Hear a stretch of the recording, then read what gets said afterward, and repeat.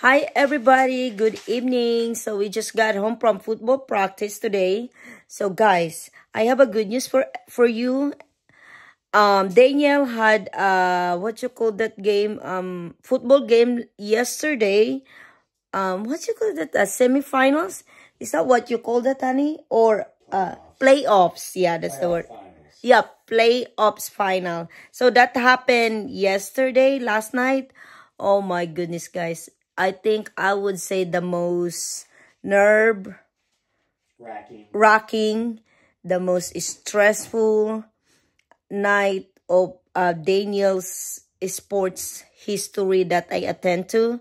I was super stressed, guys, because because if we lose, we're done. If we win, we're going to Super Bowl. Yeah, so so guys, it's good news. We won. Woo! We're going to Super Bowl.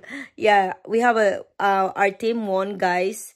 Daniel did a great job.